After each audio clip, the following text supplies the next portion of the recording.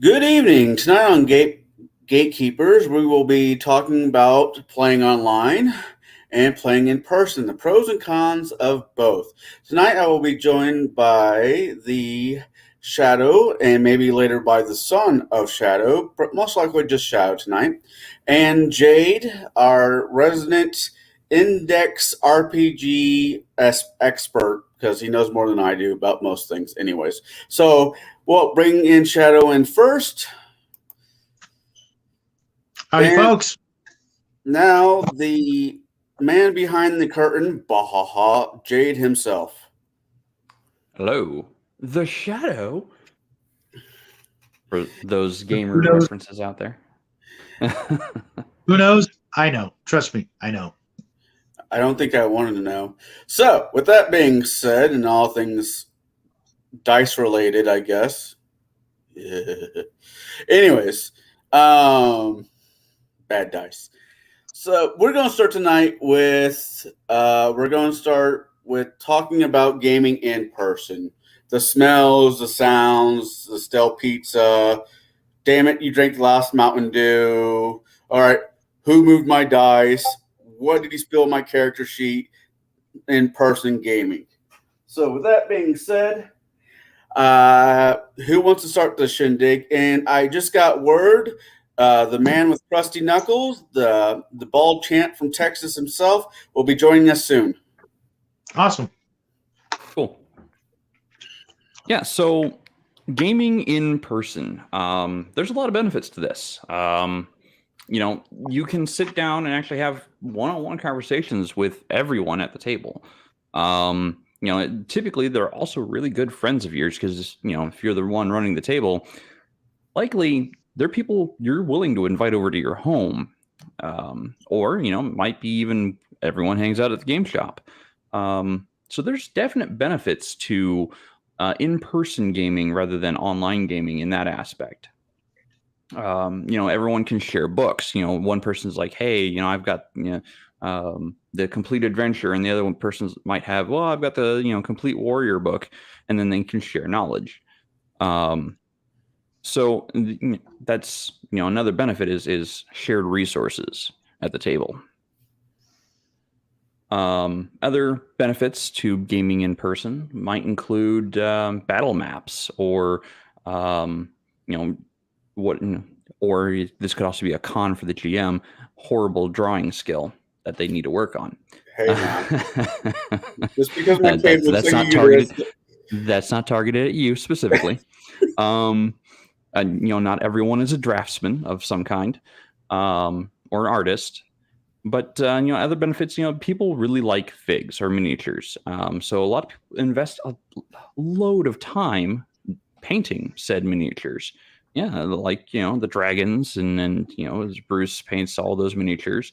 And a lot of people really enjoy having those at the table. You can also have entire scene settings of miniatures at the table, and that can be really, really immersive. So there's definite benefits to being at the table, physically at the table with your friends. All right, that was actually a really nice setup for this conversation. Thank you, Jade. Now, Shadow, I got a couple questions for you, and I got questions for both of you. So, but we're going to start with, like I said, at table. When you got started, of course, everything was in table. Did you start at somebody's home, or did you start at a shop? I started at my house where my friends would come, and then later another friend's house, and then later a shop where I actually worked as a paid DM for 2 years. And I spent every waking moment at that game shop for 2 years straight until, they went belly up because of issues. I have no idea. I was 14 to 16 at the time, and I wasn't privy to that information, and I really don't want to know because it probably spoil some other memories.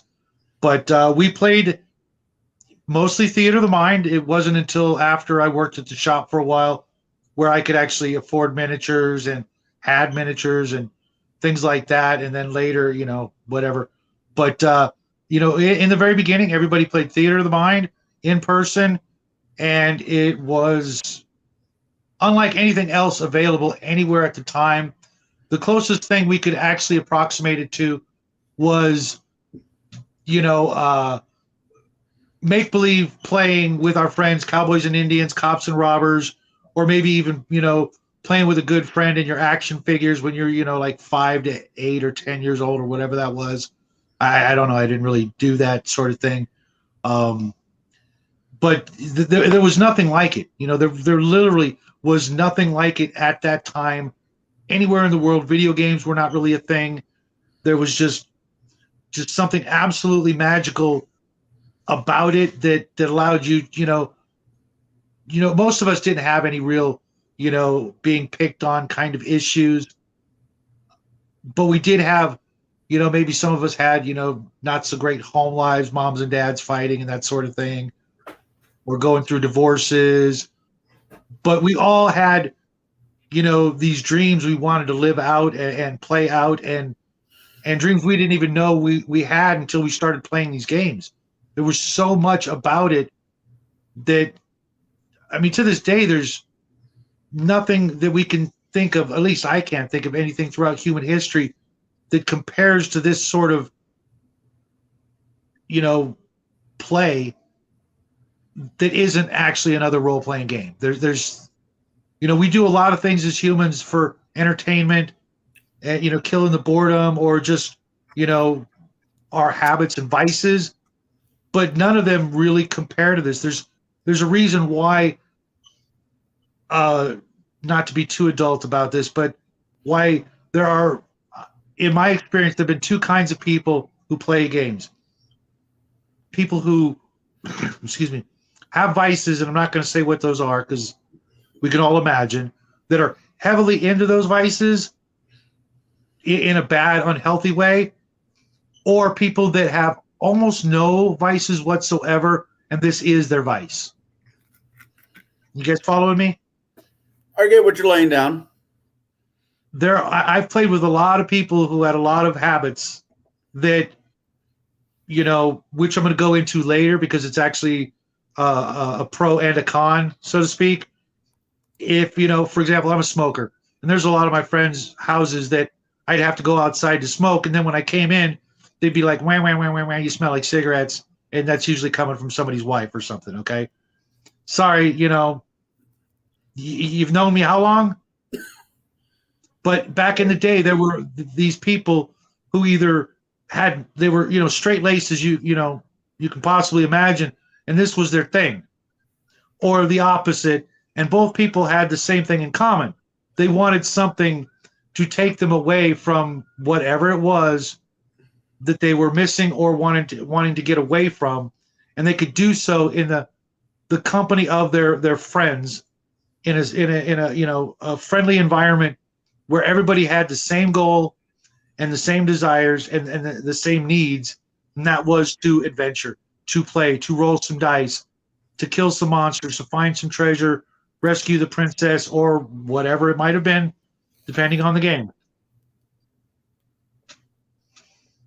All right. Sorry, I have to do my Richard Pryor impression to get my cigar lit correctly.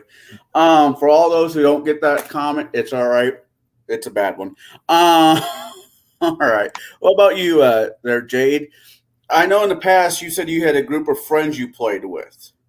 Now, was this at somebody's house? Was this at your house? Or was this at a game shop? So this was a combination of different places. So my buddy Reese didn't have the capacity in his home to hold game at his home.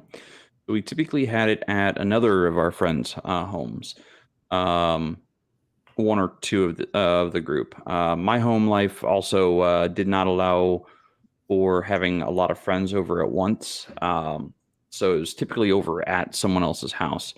I was also not the one running the game most of the time. It was only when Reese experienced his first burnout during the game that I, either myself or one of our other friends, took the reins. And,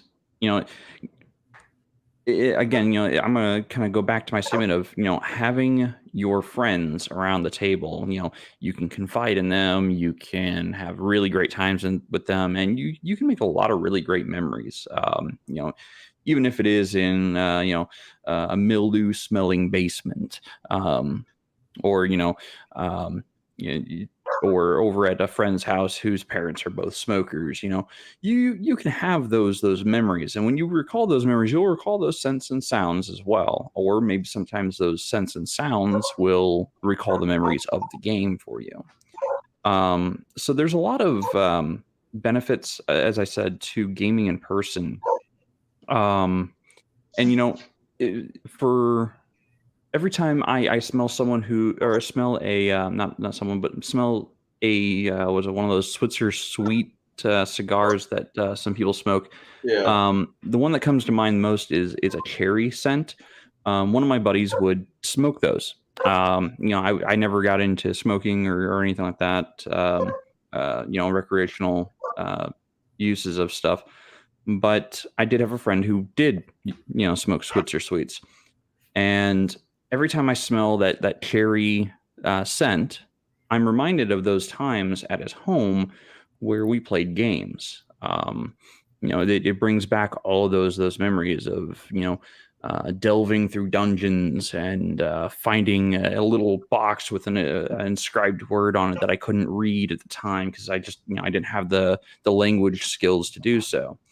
Um, so a lot of those memories are built in one of the six senses.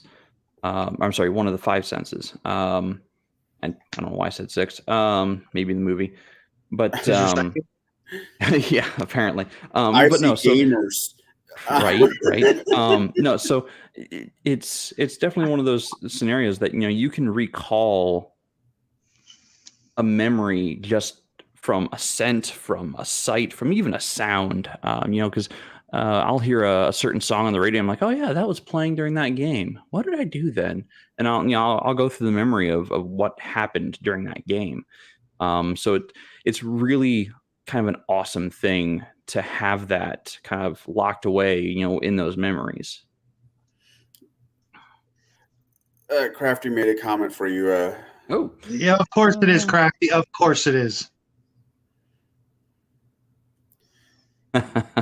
Unfortunately, of the last several years, the only person that smokes cigars around him is really me, and he doesn't like the smell of a proper cigar. Not saying Switcher sweets are cigars because they're not, but I mean, each person has their own, preferences. I just, that's one of the ones that sticks out in my memory is, right now, is that cherry tobacco scent. And, even people who use pipe tobacco with that right. cherry scent, it brings back those memories because it's the scent, not necessarily the actual act of smoking a cigar or Switzer sweet. It's the scent that brings it back. When I first gaming, I'll answer this, get into this a little bit myself. I started gaming at a community college up where I live with Jade here. And it wasn't so much smells because all colleges kind of all have the sterile-ish smell to it. Well, And it the was also a cafeteria, cafeteria. it was also the cafeteria, but it's Dr. Pepper of all things. Every time I drink a Dr. Pepper, it kind of makes me think of, because that's how me and Jade started talking. Was we were both at the vending machine, and he's a fan of Dr. Pepper, and I was too, and that's how we talk. And so memories are based on smells, tastes, sounds, and emotions. So I completely understand what you're going with there. Now, I have gamed at other people's houses. I gamed over at a few people's, and I have to say the benefit of gaming in person, not only because you have all your physical stuff there with you, is just you have more of it's a group activity. There's more connection points in person than there ever be online. I'm not saying there's anything wrong with online, but it's not the same. You can look over at your friend and he does something cool. You guys could share a high five, a smile, or when he goes into the other room, yell at him and grab you a beer or soda. Things that are just connections. That you don't get online. But that's later on. That's for those are for the cons. Now, the other cool thing about gaming in person is winning should never be the goal of the game. Winning is not the part of the game. It should never be the brass ring at the end of the day. What? I was going to say, I don't think that comment was, about winning. I think it was just they're saying online game for the win. No. I'm going with something else. I wasn't going there. Oh, okay. But when the group as a whole does something well, we save the princess, we accomplish the mission. The group together as a whole has a memory that us together we did this, we accomplished something, and it's not the same when you do it online because it's more synthetic when you do it online feeling than it is real feeling when you're in person. At least that's my opinion. What about those people who've never done it any other way? Online? Yeah. What about the people who've never played any other way but online? Do you think that would be less for them if they have a regular group of people that they've over the course of 6 months, a year, become really good friends with, and go for it. Continue. And maybe they still develop those connections and those feelings because it is their first experience. Maybe it's not exactly, that isn't really the key ingredient, the in person. Maybe it is their first experience, and for maybe 2 or 3 individuals in that group, this is how they're always going to look back on that great time, that great, like we were talking about earlier, that first high, that first rush of gaming, as a party, as a group, they did this. The same with a lot of video games, like console video games or computer games, where you play with more or less strangers, but you beat that one thing, that one boss monster, or made it through that one mission with the same group of guys you've been playing with. Are you really sure that that's the element, or is it the sort of the first timer mentality that is the element? That is a really good question. Well, I'm just counting MMOs. I'm not talking about World of Warcraft or Final Fantasy or any of those. I'm not saying that they're not RPG related games. I'm just discounting them for this topic because you can't sit at the table. Up until recently, you can't sit at the table and play a Final Fantasy role-playing game unless there is one, which I'm sure that there is. Looking at the face of Jade, that there is. I don't know about it. Has it been out for a while? There have been fan-made creations of Final Fantasy for using Pathfinder and D&D 3.5. I've also contributed to that nonsense. But recently, Final Fantasy 14 director Yoshi, I can never say his name correctly, so I'm not going to butcher it. Everyone knows him as Yoshi P. He recently played a 5e edition game, I think, based on Final Fantasy classes. Basically, it was a reskin of D&D with Final Fantasy flavor. That could be interesting. He enjoyed it, so. Yeah. So, but yeah, I'm just counting MMOs for right now. I like to stay within some kind of traditional tabletop role-playing game. Not virtual MMO games. Not right, video games. Right.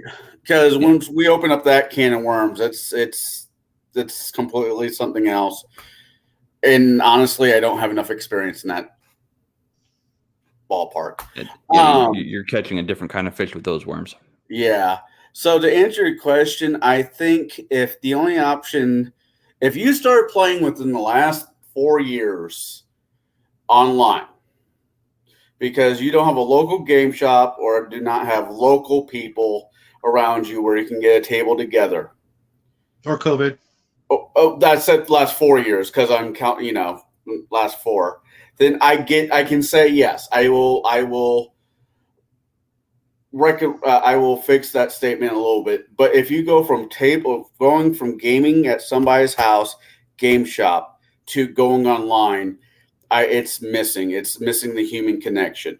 It's cold, It and can when be. you could be talking to your best friends gaming and online. In my opinion, this is my opinion. I might be wrong. I probably am wrong, but that's okay. I'm Irish. We get it a lot. Um, but it is cold. It is sterile. It's not the same than when you're gaming at somebody's house or at a shop. It can be. Um, I would say with all of these, we should add that they can be, because your mileage may vary. Yeah. For example, like right now, I'm in a game with you and Bruce, and while it is the first game I've actually played as a player, not also of course Crafty, the great here, is with us as well, and his game was phenomenal. But it was a one shot. I'm hoping that's going to change. Crafty, you listening? Can't get But notch, wink, wink. but playing with you and Bruce and all the other guys, um, I'm not getting any of that, any of the cons from it. Mm. I'm having a really good time, and maybe it's because it's again like going back to the old days. But all the people there, I feel like I'm connecting with them at least on some level. But we've only played like 3 or 4 games, but I'm enjoying the hell out of it. And one day I would love to play in person with these people, but I'm not getting any of the negativity that comes with playing online from a lot of people. But maybe that's me.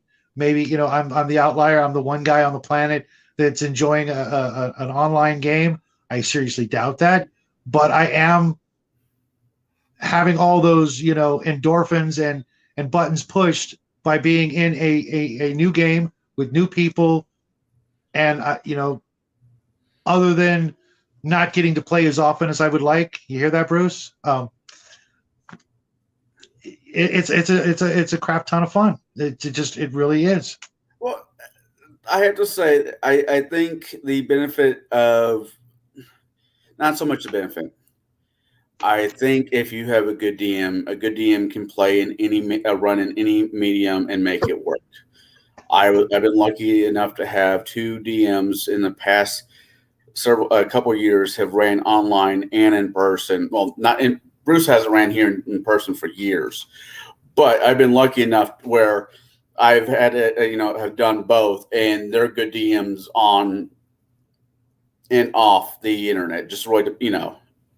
But if you get, man, see, we're venturing into the cons, and I don't want to get there yet. I'm trying to avoid those. Because you just brought up a pro that I hadn't thought of. What's that? Okay, you guys know each other from in person. You know Bruce from in person. How long has it been since you saw Bruce?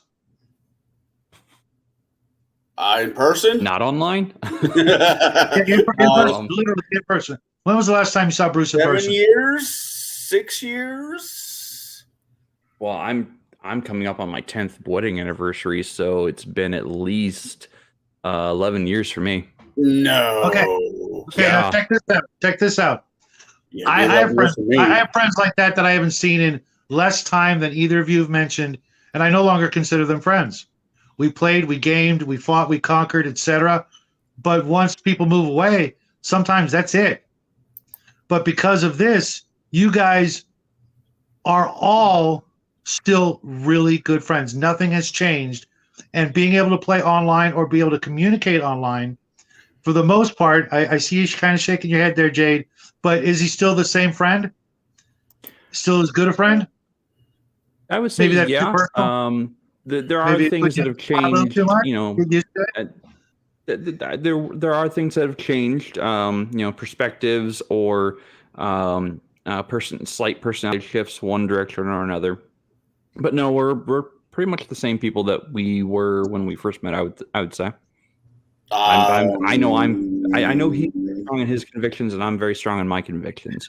With Bruce, Bruce has always been Bruce to me. Nothing about him has ever changed. But you're still great friends. Oh yeah, Jade's. Jade will always be a solid person in my mind. He's he sticks to his guns, and I respect that.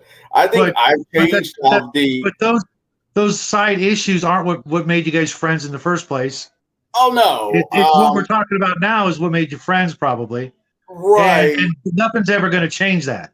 You guys have been able to stay friends and be friends despite all the crap that's going on in the world. You guys still share those worlds, those memories, those friendships from way back, and it's probably all in part due to modern technology. And if for some reason Bruce said, "Hey, I'm running a game, and it won't be the same without you, Jade," I mean, I probably wouldn't say. I in my current standing with the hobby, I might not say no, but I also might say no. But that's a topic for another night. But you have to admit it does sound like fun. Yeah. Oh yeah. I would give it some severe consideration. As I've said before, I've already turned down 18 different game requests for me to join a game because either A, they weren't what I was looking for, or B, I just wasn't interested in playing at all. So. Well, there are at least 3-4 people that said, "Hey, I'm gaming. I will be either gaming on person or I'm gaming on the internet," that I'd say yes to without batting an eye to, because of friendships that we have, and the whole changing no, and no. Out of all of us, when it comes to friendship, and I think out of all of us, because I have a daughter, I'm probably the easiest to get along with now than I have been in my past years. Because, yeah. Anyways, kids mellow you out. I don't know what it is about it, but they mellow you out. No comment. Yeah, I know. I'm a pill. But I admit to it. So, okay, we did a lot of the pros on gaming in person. Let's switch over to gaming online. Okay, I still got a crap ton. What? I still got like almost half a dozen. Oh, okay, if you got more pros, yeah, go for it. Pros, okay. Obviously the companionship and the camaraderie, is different with in-person people that you could bump into at the grocery store, or friends from school, or friends that have been in your life for years and years and years and years and years. We've pretty much laid that baby to rest, right? Yeah. Okay. Yeah. What about the eye to eye? Okay. I can look you guys in the eye right here, right now. Yeah. Right back at you, buddy. But when you're in person, it's not just that, but there are subtle tells that you might get from your dungeon master, or the dungeon master may get from his players, knowing things that are unspoken, that are subtle little clues as to what the players are doing, or what the DM is, trying to, hide behind his shield, and he's like, pretending to roll dice, or you could just see that look, you could just smell it right there in person, that with a brand new or even an old time friend DM that might go unnoticed, but right there in the same room. I don't know if any of you guys play poker, but if you do, you know what I'm talking about. I don't gamble, but I have. But you know what I'm talking about. There's something that people don't want to talk about, because I see both of you guys snickering away, that you can get away with these shenanigans far easier online than in person. And that could be a pro or a con, depending, because I've been there, I've done it. Yeah. I've both sides of the DM shield, as it were, and there's something that's kind of in the middle of that. But here's another pro: being able to play more often. When you're in person, you don't have that. You can't go, well, let's make it every once a month, blah, blah, blah. When you are in the same town, same neighborhood, same apartment complex or whatever, you can play as often as possible, and you kind of do. I remember there was a time when I was in my certain age. I'm not going to say because then it would just make me sound old. But we When they're used to play dinosaurs. when we used to play with our dice made out of actual bones from dinosaurs, right? And our character sheets were written on leaves with dinosaur blood. That we played every single day, Monday through Sunday. We did not stop. We played for probably more than 2 years with a particular group, then eventually became a smaller group. But we played every single day. And we played as soon as the last person was off work, we were there in the same room playing until we absolutely couldn't play anymore. And people had to get out and get some sleep and go to work and do the crap that they had to do, not the crap they wanted to do. No, that actually really both. I want to jump on both of those really quick. Yeah. No, if you know somebody long enough, you start to pick up their tails, no matter how hard they try messing with their wedding band if they're married, or they just get this glint in their eye. Yeah, yeah. I'm not saying I don't have tails because the correct word is they're called tails. That's what they call in the card world. But players do too. I mean, if you play long enough with the same person, he knows some of my tells. He doesn't know all of them, but and I know some of his. I won't know all. I don't know all of his. I'm pretty sure I know. I know when I'm screwed. When you're about to die. I will say that. Yeah, I know when I'm screwed. You know when you've walked yourself into a situation in which there is no way out. And those, that I think that's a nice segue into the cons, because that is both a pro and a con. If there ever was one, there are, a million different ways you can take that. You want to take it as good, you want to take it as bad. I know where I stand on it, because it was my idea, because I've literally played with thousands of people over the years. And now that just makes me sound really old. On the number game, because I've been a paid probably less than 2,000, but well over 1,000. I tried making a list one time, and it was crazy. But I'm picking up numbers because I'm a paid DM. I'm not in the thousands, but I'm definitely in the triple digits, easily in the triple digits. But no, there's one last thing I want to do on the whole thing, the role thing, on in-person aspect. Right, the cons of being in person. To go on to the tells, not so much the tells of it, but the facial reactions that people get. You don't get that online. When the DM rolls something in the party, it realizes the party as a whole, where you're looking over to the guy next to you, and everybody's kind of looking at each other, young banana bread, if that's your safety word. And when you're all screwed, there is a combined feel that happens in that room.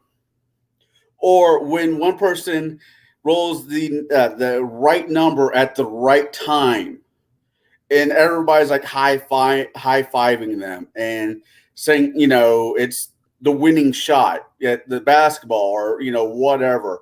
You get those interactions in games. They can't, in my mind, they can't be replaced. Those are some of the best moments you can have, even if it's just tabletop gaming, not RPG, but tabletop gaming. As what's that game you have, Sheriff? Sheriff of Nottingham, yeah. Yeah, Sheriff of Nottingham, or Secret Hitler, or Liar's Dice. Yeah, Liar's Dice. Jesus, how many memories do we have of playing in somebody's backyard playing Liar's Dice? Thank you, Disney, for killing my liver for almost half of a year. But yeah, no, physical reactions are the best. Are really the best when they're done when you're gaming in a group. Seeing your buddy having a good time is very important to me. It's I don't want to say love language, but it goes under service. of the topic as a DM, I like being able to make sure my players are having a good time, and I have a better time of doing that when it's in person than when I'm doing online. But that's the last point I want to put on to that particular topic. So, any more pros you got there, Shadow or Jade? Yeah, I'm gonna Any say the more facial pros? tics are a con. I knew you were going to say that. Yeah, because my players know exactly what happens when I get that really big shit-eating grin. They're like, "Oh, we fucked up, didn't we?" I'm like, "Oh yeah, you did, and now you're gonna pay for it." Another pro. It's harder for people to cancel when they're that close. Oh no, They it's can't not. really. Well, I mean, for me, it's like, yeah, you're not doing anything next weekend. I know. I already talked to your wife. That's fair. That's fair. But did you talk to my boss? No. And the other aspect. Thank you. It made me think of the other aspect. The second part of what you said. The availability to game in person. There was a time where I was living with two other guys, and we would game Thursday, Friday, and Saturday every week for 2 years. And Sunday morning would happen, and I'd be waking up and looking at my roommate, one of my roommates, and I'm like, I think I'm burnt for this week. He's like, yeah. You want me to go fry some potatoes? Chips? Yes. So two bags of potatoes later. But no, I get you. Burnout. That's another thing that can go in the con though. That would definitely go in con in person. The burnout aspect. But yeah. So are we more switching? pros? Are you more pros? For in-person gaming? Yeah. No, let's leave some room for Bruce when he gets here. Hopefully he'll have some different insights, and we can just nail him down for both when he gets here. I'm ready for in-person cons, I suppose. Do you want to go from cons, or do you want to switch over to gaming online pros? Then just do cons altogether. I would say let's do cons of in person, so we can get all of the internet? in person stuff. Okay. Oh, okay. And then get to online as the second topic. All right. Okay. Well, like I said before, the in-person cons, you've got the bad habits. Yeah. That can be quarantined, so to speak, whether they be whatever they are. Let's just leave it at that, because there's quite a few, and I don't want to really single anybody out for their noisy chip eating or their needing to shower, or any of those other cons that we could bring up. You didn't play shop in town. Trust me. when growing up in gaming in the early 70s or late 70s, early 80s, I was a 14-year-old kid at a gaming hall, and the older folks, and by that I mean in their 20s, 30s, 40s, and 50s, that would come. Many of them had very, very bad habits that would not be tolerated today, for the most part, and I don't miss those. I could tell you some horror stories if we weren't online about some of the customers that would come into the gaming hall that I worked at, that to this day, if I mention their first name, everybody knows exactly who I'm talking about. Oh, me and Jade both have a similar list of people. Yeah, I understand. I can't mention certain names online because anyone who knows me, or even Cigar up there, they'll know exactly who we're talking about. So I try to not name names ever. I'm an asshole, and every so often I will. Yeah, I know. We all know. Yeah. No. Taking out the body, taking out Hygiene, body habits that people should be more up on, especially when they're going to somebody's house or eating or stuff like that. There's also just personalities that do well when you're talking to them on the phone or talking to them over the internet to when you're having to deal with them dealing with them in person. There's just some personalities. They might be a great person. They just might not be the best person for you to hang out with. Yeah, I And definitely I have see a one of lot those of that. scenarios. That just occurred to me. I don't know exactly where to file this, but in person, With do you Dan think at the do you think people are more inclined to be better or worse sportsmen in person? We've all had those players rage quit or get really, really, really ticked off. But online, do you think that there's a buffer zone or something like that that would keep people from just, being absolute anybody. crybabies? I mean, not so much the rage quitting or the crying, but the outright being assholes. I would have to say no, because I have to put me in that list, especially in my 20s. I didn't care where I was at. If somebody did me wrong, the whole shop would hear it. I, gratefully enough, got out of that part of my personality hiccups. But I don't think being at game shop will buffer, or at somebody's house will buffer you. People will always be people. Uh, Because Online, I thought that being online might make people a little bit more inclined to be better sportsmen. well, But maybe I could be wrong. Personality quirks are personality Another quirks. quirks, yeah. Because I've been pretty fortunate not to have too many, spoil sports or whatever you want to call them, ever at my tables. But Lucky you. I rather deal with a rule lawyer online than in person. I might take offense to that. I'm not talking about you. Oh, okay. I do rules lawyer, but I try to keep it. And that's one of the other things. Now this is more in person. Because I have been the rules lawyer person in the past, and I'm trying to break those habits. Actually, I'm trying to murder those habits with vicious intent. But being a rules lawyer for so long, because I was more focused on the mechanics of the game rather than playing the game for such a long time, which I now personally believe I was in the wrong for. I'll get that statement out of the way right now. I was wrong.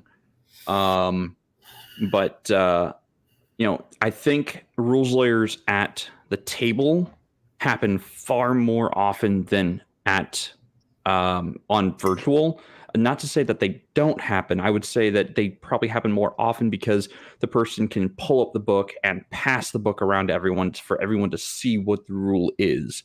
Online, they can post it and people can ignore them. It's harder to ignore certain behaviors in person than it is online. Online you can, just say, oh, okay, yeah, I'm just gonna let chat, keep scrolling and get their rant or whatever it is, or their rules lawyeringness off the screen with chat keep continuously rolling. But in person, you kind of have to sit there and listen to it until someone either one puts them in their place and tells them that they're wrong, or everyone accepts the fact that okay, the rule is what the rule is, or the GM goes, hey, it's my table, I'm going to run it the way I'm going to run it, and you can just deal. As far as like rage quitting goes, I think it would happen more often online, again for these same reasons. People might start rules lawyering or might get bent out of shape when their character dies due to either a bad roll or some kind of shenanigans that they just didn't conceive. So I would say rage quitting would probably happen more online than in person, because especially if that person is didn't drive themselves there, the rage quitting would be really foolish of them to do and a really dick move to the person who drove them there. Yeah, I've seen rage quitting in person once, and it was our DM who got no, twice, same person, but the first guy rage quit and left us as a DM, And the second time he rage quit because we were playing an evil campaign, and a few of the players wouldn't just fall in line with him. He Yeah, couldn't I have do his remember cake and that. eat it too. So but he was driving himself, so it didn't affect the rest of us, other than when he screwed us because he was the DM. Then I believe like you took over or something. Yeah, but Yeah, I can't remember who took over that game, but that's definitely another scenario. That's another con. I don't know if we're getting into that. Is this can happen online or in person. Vindictive players and or game masters, they'll take a slight in person differently than they may online, because online it's sometimes hard to convey emotion through text unless you're an actual author. So me, I'm not an author. I don't convey myself well in text format whatsoever. So I will always come off as an asshole because I always get directly to my point with text, and feelings be damned, because I'm trying to get to my point as fast as I can to convey my thought as best and clearly as I can. And I'm never really caring so much about feelings at that point. I'm just conveying my thoughts and my, the point I'm trying to make. So, in person, it's yeah, easier to do that. in person Uh, language. Go for it. No, well, go for it. Yeah, go for it. here's a con, although it could be a pro. Um, in person, there, especially lately, it seems like there's a lot of male to female player interactions that don't seem to be um, handled properly. There's a lot of misconduct when it comes to that lately. I've noticed back when I was, playing, or and dungeon mastering, with a lot of strangers and people that weren't my best buds. People were a lot more polite and civil and less grabby, if you know what I mean, than they seem to be now. Or maybe I'm just hearing about it more often, where people are inappropriate or what have you when it comes to the actual boys and girls at the same table. I don't know what it is, but it just feels like over the last 10 years, and by I'm not meaning this, let me get this really out really quick. I do not mean this as a political thing. I mean this as a person thing. I don't know what it is, but when I was living in Missouri, I had to physically remove two different people from my game that I'm getting paid to run because they were just being verbally rude to other people at my table. Where in the past, I've never had to deal with that. Everybody's an ass to each other to a point, but it's all more ribbing than it was ever being hateful or hurtful.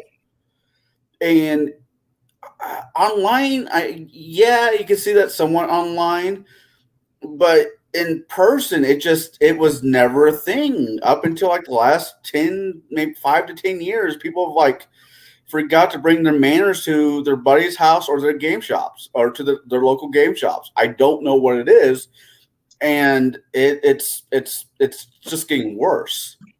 Well, okay, so the part of that is the fact that they aren't necessarily friends away from the table, and they feel like they can get away with it because they're not friends.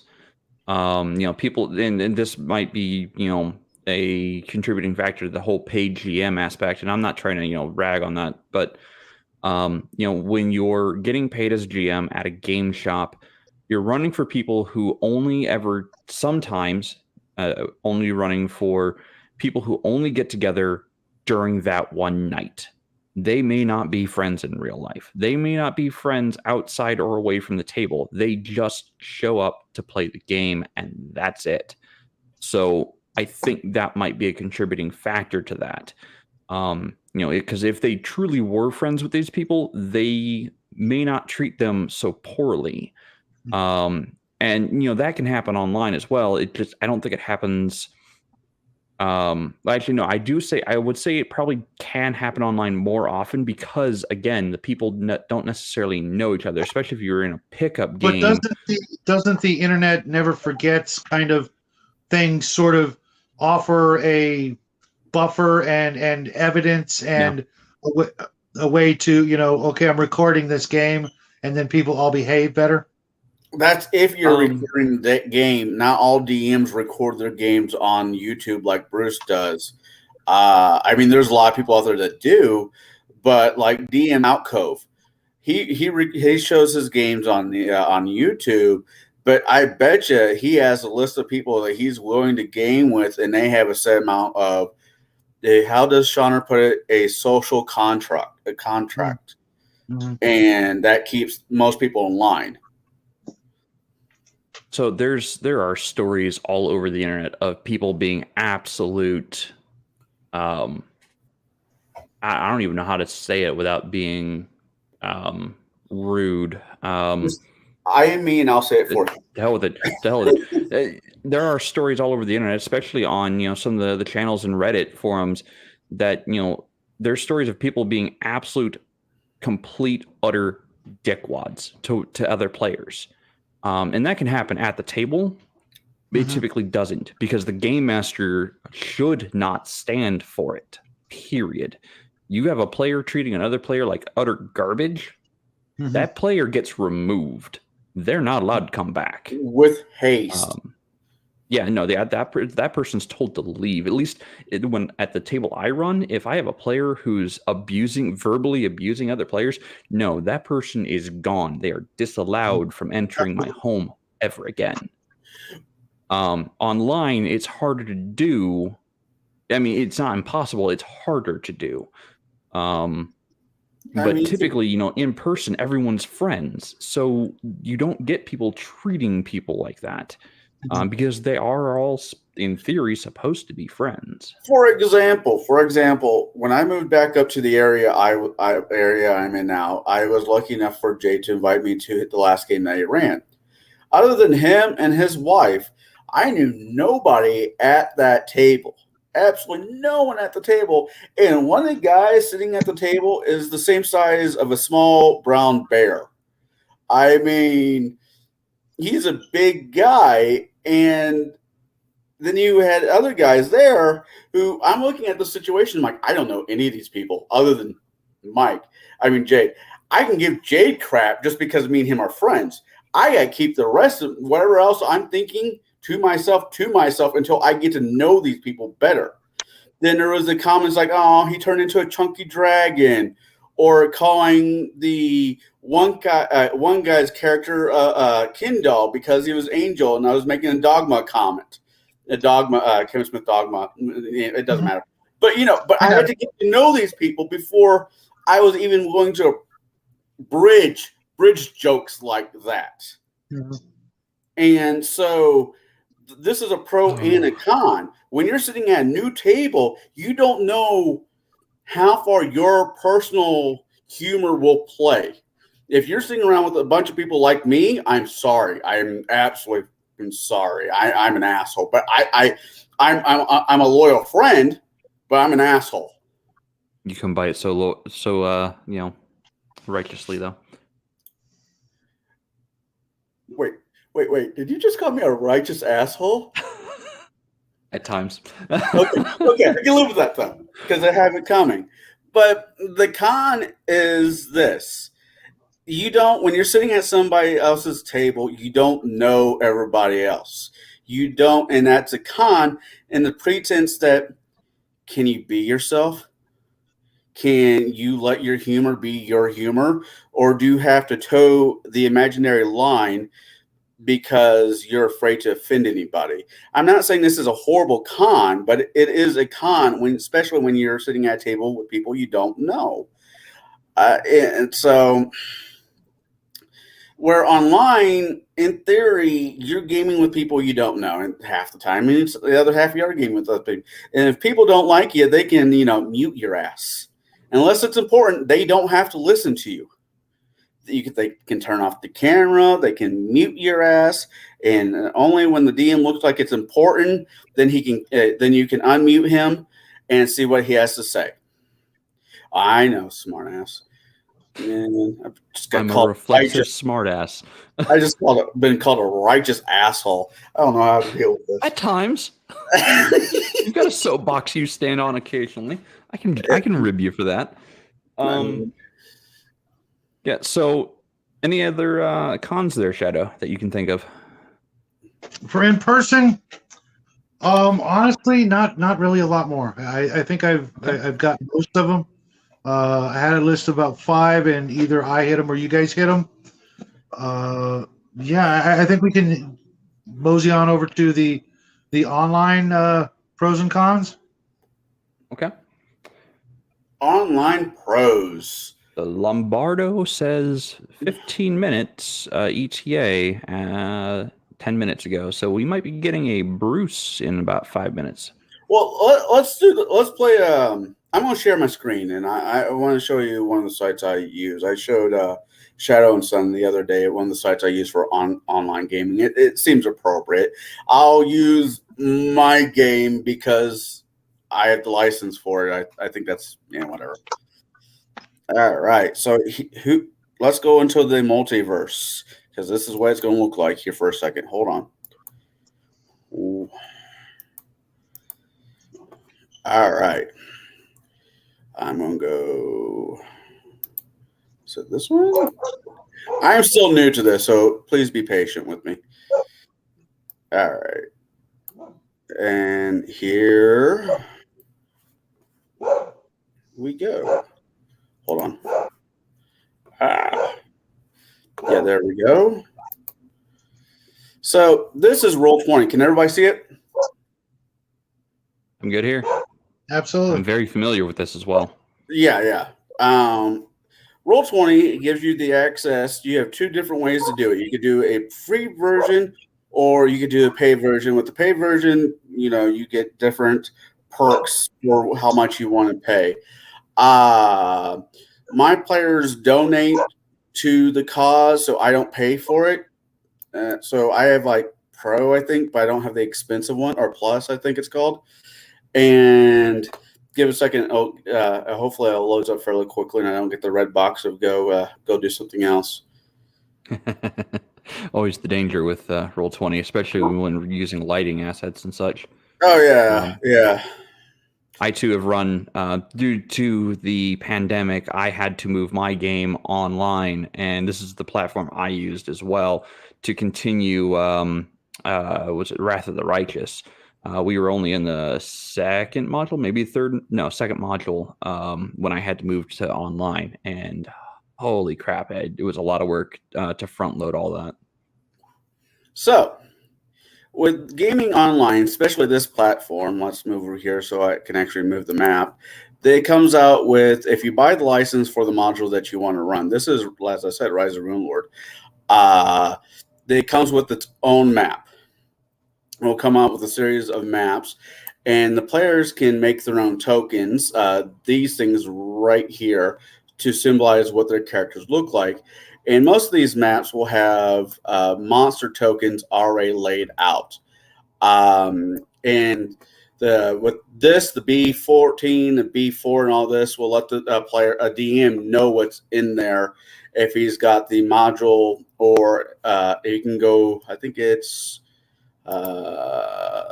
this one, which will tell you what is where and what the handouts look like, what the players get. It's really cool, and it's simple. It doesn't simplify the game because there's more things you have to learn. But if you're gaming online, it does. It is one of the easier ways to do it. Like I said, we have all these maps, and sometimes you can. Well, not sometimes you can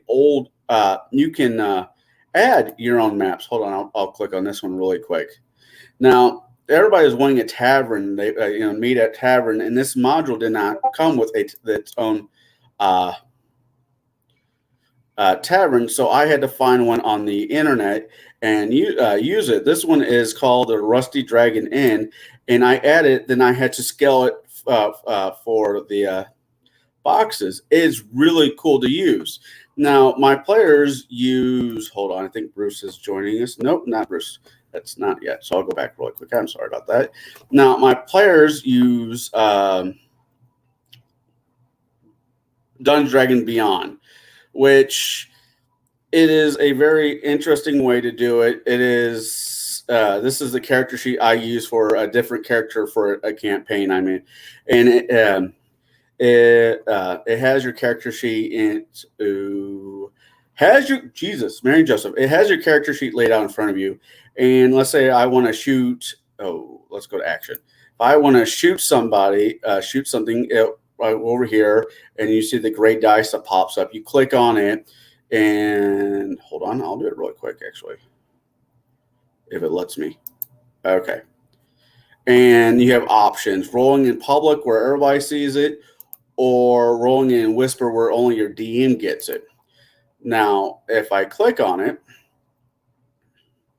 actually the Warhammer is more fun. I click on roll, and it just normal dice. It just rolls normally. Then it will go back to this screen and goes to chat. It won't show up on this one per se. Actually, it won't be showing up on this one because that's part of another game, and I'm not going to show that one. But yes, it goes to chat, and it will appear here with like what did you roll, the damage, and dice. And there is no fudging. Well, for the players, there is no fudging dice. The dice mechanic is already laid out, and I'm sorry. Yeah. I'm sorry there, Crafty. Actually, Crafty did mention a virtual tabletop that I'm going to talk about here in a moment. Okay. I haven't had a lot of experience with it, but I am going to mention it. But no, so you hit on a good point there. You know, there is no fudging dice rolls on Roll20, or Fantasy Grounds for that matter.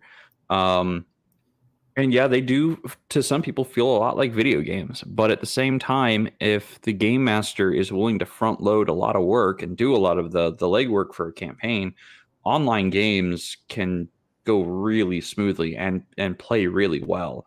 Unfortunately, it takes a lot to front load that, like especially if it's not a pre-made module that's part of. And I'm getting into the cons of it, but if it's a pre-made module that is part of the system that's already been built for you, you can run it almost seamlessly and without any issues, with a paid subscription or not. Now, Crafty had made mention of Owlbear Rodeo, and that's what I'm really considering for my my next online game that I run when I ever decide to get back into that saddle. But Owlbear Rodeo, it's browser based. It's not server based.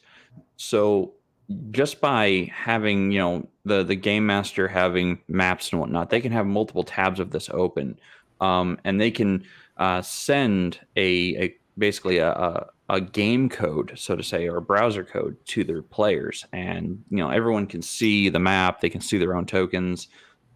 There's so many different free assets out there to play online that just because your friend moved 3 hours away doesn't mean you can't play with them anymore. That to me, that is one of the great things about living in the 20th century now, is, or the 21st century rather, is having access to all of these free, not necessarily the paid tools, but the free tools to continue gaming with people halfway around across the continent. I'm actually considering starting up a game with all the people I used to game with in the St. Louis area. The group I started with. If any of them are still kicking around and actually still friends with one another, I don't know. I haven't talked to some of them in a really long time, unfortunately. But I'm actually considering my next online game to be with them specifically, because I have not talked with them or chatted with them for such a long time, and online gaming gives me that opportunity. So I would say that's a severe pro to having the online tools and online gaming capability. Yeah, I can play Final Fantasy 14 with them. It's only $15 a month for online gaming of that variety. Or if I wanted to bite the bullet, I could probably play WoW or whatever game that they're playing online. But to me, it's not necessarily the same as playing a tabletop RPG, whether or not it's virtual or at the table, because the experiences are so vastly different than a video game compared to the improvisation of a group of friends getting together to basically problem solve. So yeah, to me, I think like Owlbear Rodeo, Roll20, Fantasy Grounds, they're all really great for reconnecting with people who live too far away. Now, really quick before we go any further, I want Shadow, to you're introduce. muted. Yeah, am I muted?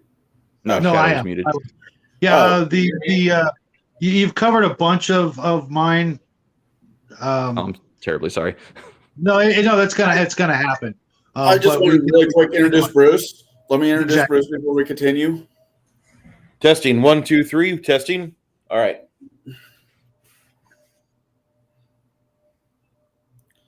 I was just asking Crafty what was being demonstrated by Connell that made Crafty have a negative reaction. That's all. Oh, I showed him for the pros. Listen, for my scenario, I showed him the Roll20 site and what we use for my Mondays. Because all my players live like across America. They don't live, down the street for me, and it's the one platform they all decided they wanted to use. So that's the one we're using it. So I did that. I was going to show a video of you DMing Bruce, but I was kind of waiting for you to show up so you can show your own stuff. Because I don't want to get in trouble with YouTube because I copyrighted you, or I stole your stuff. If there's any copyright information that I need to be notified about whenever I do a live stream game, nobody has ever come forth and discussed this with me. I'm completely out of the loop on that, and to my knowledge, because the rule sets cannot be copywritten, there's been no law been broken.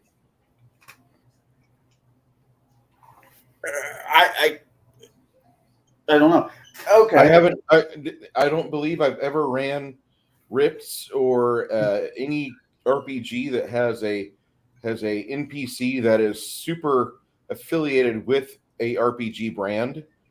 Gotcha. Because Rips has that Taryn Karn or whatever her name is, scientist, journalist lady that she has 3 or 4 pages in every world book where she talks about the world and what they're doing and what type of things you can expect. Because we had fights over here like this, that sort of stuff.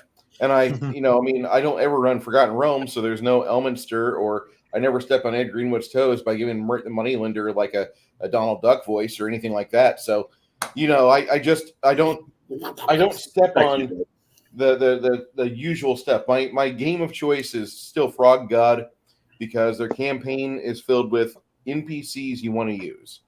When I mean that you can use the NPC as a DM, which means they are a insert. They are not there. They're not unkillable. Oh, you found Emperor Tiber Septim VII. If you decide to kill him, there's no more Emperor Tiber Septim VII. He's dead. So go ahead, continue with what your question was, and I'll wait for Crafty to reply. I want to throw really quick on Crafty's comment. This one, I'll throw it back up there because I kind of agree with him when using real math rocks keep notes via the way Jesus intended. There's this cool set of dice that I found on the internet that are a digital set of dice. They're actually, the dice have Bluetooth in them. So whatever you roll on the physical dice will show up on the screen. I've yet to see how exactly it works, but the fact that we're doing that, I know you can hack them. I know you're thinking, Mike. It's not the hacking aspect of it. They're unbalanced. They're not balanced dice. And that's because the electronics inside of them, you can't actually balance those kind of dice. I just thought they're cool. Incredibly difficult. technology-wise, I thought they were cool. I mean, yeah, technology-wise, the way they know what side is up is a 3D accelerometer. Like I know the technology that goes into these things because I love technology. I love science. But it's a 3D accelerometer, and it knows like what is up, what is down relative to one face, and it can calculate based on degrees of turning and direction what face is up. That's how it calculates it. It's all math and again 3D accelerometer and gravity. Anyway, Shadow, you were getting ready to spoon in some pros on online gaming. Right. One of the things that occurred to me is that you could go out and explore a little. Maybe your regular group only wants to play D&D or Pathfinder or Traveler, but you got a hankering for another game. There's never been a better time to go and find that group to play any game. You want to play, Big Eyes Small Mouth, and you don't want your friends to know? Here's your chance. You want to play Thirsty Sword Lesbians, and you don't want your parents to know? Here's your chance. There are all kinds of games out there, and I obviously hit on the ones that have a little bit of Swords Lesbians. Yeah, that's actually a game. I know. I'll have to find that group. But maybe you just want to play. Maybe you want to play a game of Chill. You guys ever heard of that game? I know the movie Big Chill, but I don't know the game. It was a pace setter kind of horror game, kind of like Call of Cthulhu, but you're really mostly hunting down the werewolves and vampires and voodoo masters and stuff like that. It was a real simple game originally, but then they made a better supposedly version, and then it went down the toilet. But but my point is, if you want to play a new game and you got no one else to play with, here's your ticket. Maybe you're tired of your old group. You just want to meet some new people. The regular game players at your table or your friend's table, and he's dungeon mastering, and you're just not clicking with them, or you want to play other stuff, but they can only play every so often. There's more people out there. You can meet new people. I've met all of you guys because of this online device we have in front of us. And another thing, maybe you want to play or practice or try out a new style of play, and I don't mean a game or group of people, but you want to play as yourself differently. Maybe you want to, you're always playing the fighter, and you want to play a magic user, but you don't want anybody to see you screwing up, because you're new at it, and you can find a group and you can play, a completely out of your character type of character that, all your friends would give you a hard time. Like, no, you just play the fighter. That's your skill level. You're going to play the fighter, but I really want to be the cleric or the paladin or the wizard, and I want to play with some people who aren't going to give me such a hard time going, Nick's better at being the wizard. Just let him do the wizard. But I want to be the wizard this time, or something to that effect. Wait, Connell wants to be a paladin? No, not Connell. I'm going to get some hate from this, but I'm okay with that. That's where VTTs such as Roll20 and Fantasy Grounds and maybe even Foundry, I haven't checked that one out. This is where they can actually be a strength or pro more than detraction from the game. For people who aren't great at math, the system does the math for them. They can just keep moving forward. Let's say you've got a person who just does not do well with numbers. They did, or they might have let's say a reading disability like dyslexia. They get numbers or whatnot flip-flopped. God damn it. That's something that the VTTs can do, is they can help them just get through the rolling portion faster. Like, you don't have to sit there and count individually. You just hit the button, it rolls, it tells you what your number is, and you move on with the game, and it keeps the game moving faster. And okay, yeah, you say get good scrub, but what if it's actual learning disability? Yeah. What if the person just cannot for the life of them do numbers? They can read all I got day. a buddy that plays in my Pathfinder game, and if it wasn't for Hero Labs, he wouldn't be able to play. And that's like my chief complaint, where I'm like, we don't have to play Pathfinder. He's like, well, it's one game I like. I'm like, no, you don't. You have to use a fucking cheat tool to play it. There's not any. There's you read about stuff on the internet, and then you go to plug it in the system, but you're really not coming up with anything by yourself. It's almost like you're going to. It's Thursday night, and you go on the internet because you're going to Friday Night Magic tomorrow, and you're getting your fucking net deck. You get your list set up. I see where you're going with this. It's there's no skill involved. This is not. And if you were role playing your character like Robert Redford or somebody, I could understand. Like, okay, we have a genuine role player here. This guy likes to role play. No, dude, you sit in the back and you just throw out orders to cohorts. And you're clicking on them, and go do this, go farm me this, go get me this from the anvil, and then you're plugging in numbers on here, but you don't know how you got it. You don't know how your character's built. You're putting in all this shit on Hero Labs, and when you're level 10, you couldn't. If I take away your Hero Labs, you couldn't make your character. You couldn't tell me what resource material you use to make your character and what rules apply to your character. And that's what I hate. You do have those players. They do exist. I understand it because I want to play to the level of my players. I don't want to try to play above the level of my players.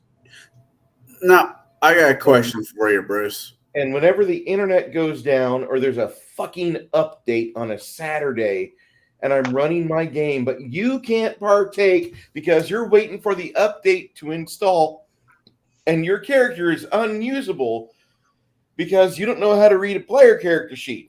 This is where my fucking Arlie Ermy comes out. You're going back to BX. You're going back to fucking simple. You're a racist class. You don't know where you came from. How was your 10th level character assembled?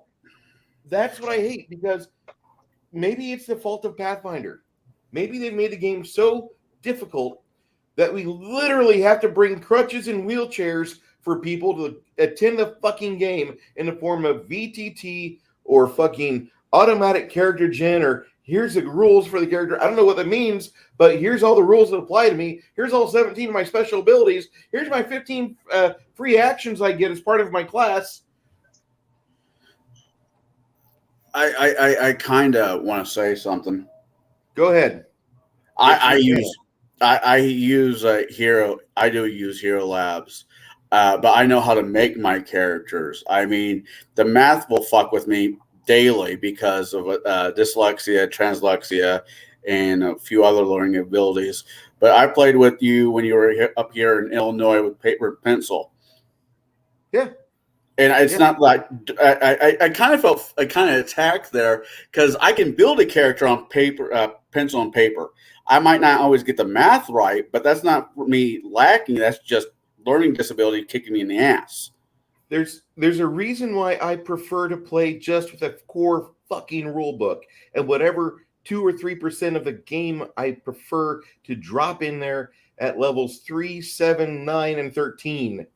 There's a reason for that, because there's too many rules for you guys to keep track of, and you guys are trying to optimize your characters. No, we don't need to optimize characters. I hubble all my characters in the knees the moment I start multi-classing.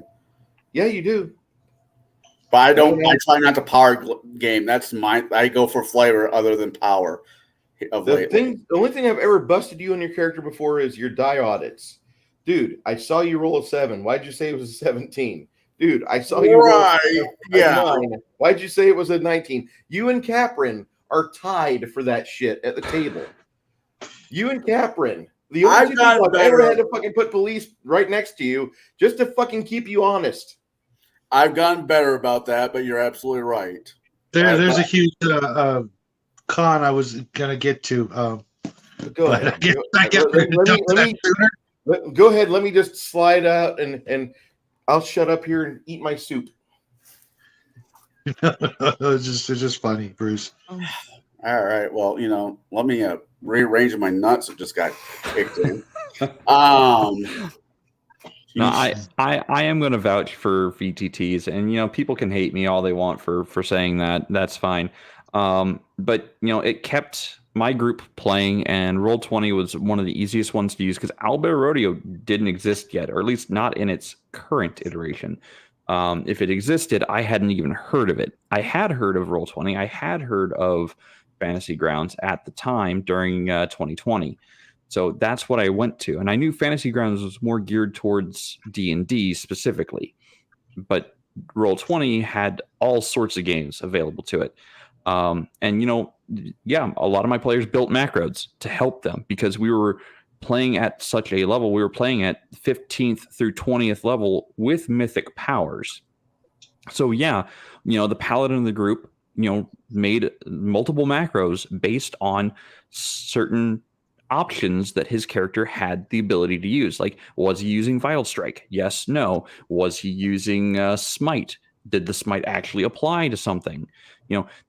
All the toggleable yes, no things, to type in or to calculate by hand. It made battle so much faster to have someone going, oh yeah, I'm gonna do this type of attack, and if it works, it works. If it doesn't, it doesn't. It kept the dice rolls honest, and I would say combat went. I want to say almost 3 times faster online than it did at the table, because we went back to the table eventually, and one combat took 3 nights to play through at level, I think, 18. Yeah, the moment you had fucking mythic into it, we would only get through maybe 2 or 1.5 rounds of combat per night, because that's how convoluted the characters and the mythic powers had gotten. But online, it would just crunch all the numbers for them. They didn't have to worry about all the convoluted BS. They just hit the button and go, and we just kept playing. So I am going to, vouch that, VTTs in today's, game can be a boon. It really can be a blessing. It can also be a curse, but we'll get to that in a bit. I want to say as a pro on the game and con as a society. I don't know. It was kind of leaning this way before the play kicked off. But as a culture, it seems like we don't want to leave our house. If we can work from home, we'll work from home. If we can get our groceries from home, we'll get our groceries from home. If we don't have to leave the house, we won't. I don't want to go outside. People are outside. I don't want to deal with people. Somehow, as a culture, we're becoming more agoraphobic, I think is the right term, more than we ever have in the past. So if I hate gaming online, to be completely honest. I'd rather game with a group of people at a table.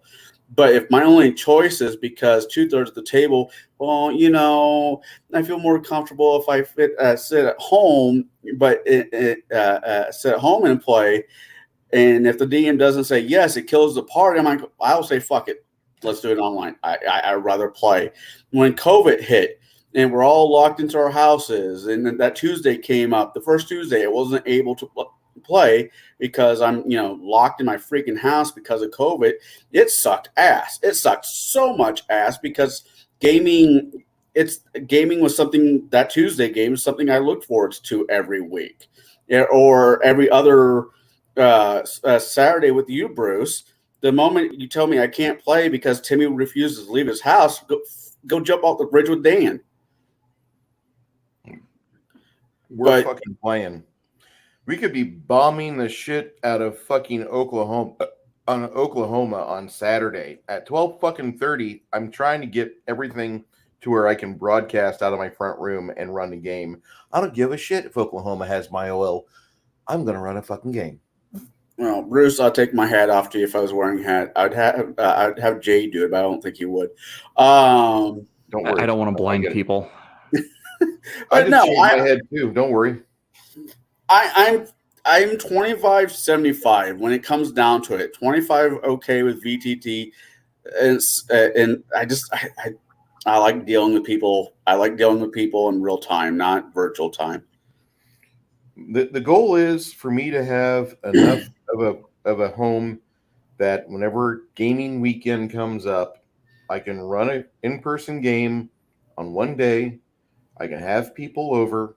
I can have people close by or able to be close by enough, and I can actually have that in-person experience because I miss it. I really do. I've got a couple friends that live here in town. One of them dropped out of the game because he just doesn't like the game. He likes the people.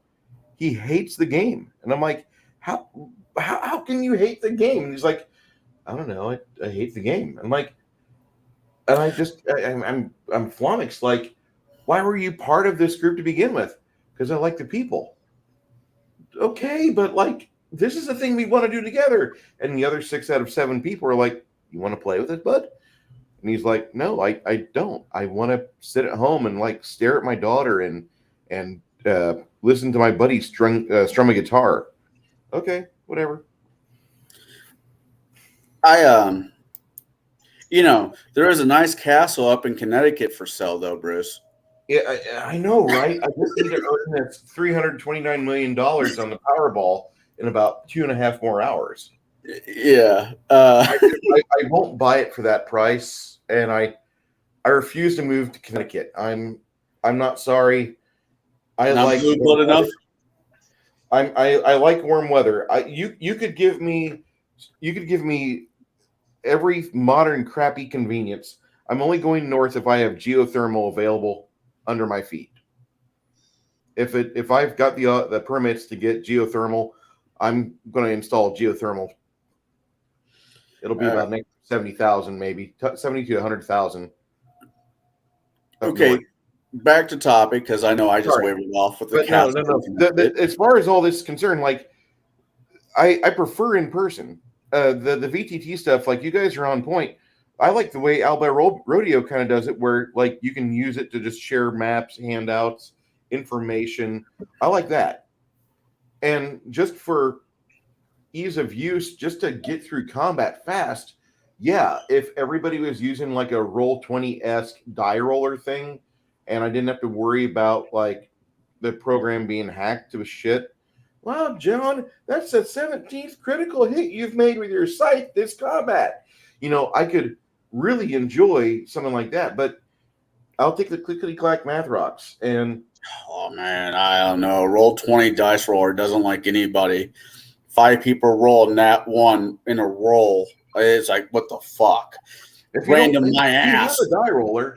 We do have a die roller on my Discord. Oh, I know. No, I'm talking about Roll20. I'm not talking about yours. I'm just experienced with Roll20. But so fucking Travis and Chris are rolling criticals with it. I don't get it, but okay. So we're still on pros on online gaming. You got any more there, Shadow? Since you seem to be the man with the list. Pros, we talked about the availability, the ease of gaming. We talked about, no distance whatsoever. Did we talk about gas prices? Not yet. Not yet. What's the savings? Just trying to lighten the mood. It's a con right now. I don't want to talk about gas prices. Jesus. Well, because we're gonna, at some point, be able to look back and go, God, you remember when it was only $7 a gallon? Remember when Bruce wasn't in prison? Right. All right. Other pros, really quick. Did we cover? I think we covered in sort of the no smoking, the no other bad habits actually in your house. Wait. Smoking cigars is a bad habit? For some people. Most people can jump off a bridge with Dan. Anyways, right, but all joking aside, actually, I want to say one more thing. I really can't think of any of the, I think we've covered all the. I wouldn't go on distance. I want to go on distance really, really quick. This Saturday, these past Saturdays, we have a kid who lives in Scotland that games with us. Mm-hmm. You know how cool that is that we're able to cross the freaking Yeah, that drink that and was. game somebody. I totally spaced on that one. You're exactly right. The ability to play with people from incredibly, you know, diverse areas. You know, we can play with people like you said from Scotland, from completely different countries that we've probably never been to, probably will never be, you know, visiting anytime soon, and we actually have the luxury of, you know, almost picking and choosing. You know, you know, we could literally say, hey, you know, let's find somebody from France and get them in our game. You know, I know that's kind of. I think that's a I bridge wanted too to say far. something. You guys know I wanted to say something else, but I wasn't going to say that. You can But absolutely speak your mind, Shadow. Go ahead. Say it. Say it. Say it. you know, of any other, you know, diverse background that, you know, to be that sort of family guy, you know, when they were looking for a new black friend, you know, maybe, you know, you've had Yeah. that chemistry in your friend group of four. You know, I've been in groups like that where, you know, there was literally four different, you know, people from completely different, you know, backgrounds, and one of them, you know, goes away, and you could easily want to get someone back in the group like that instead of maybe, you know, making it lopsided again, or something like that. You know, any, you know, you can literally just, you know, almost shop for your players as a DM, and as a player, you can shop for your DMs. I think Yeah. it's nice. Yeah. I think with just a camera and a microphone, I can do the same thing just over distance. Because I expect people to roll their own dice or use a die roller that I've got.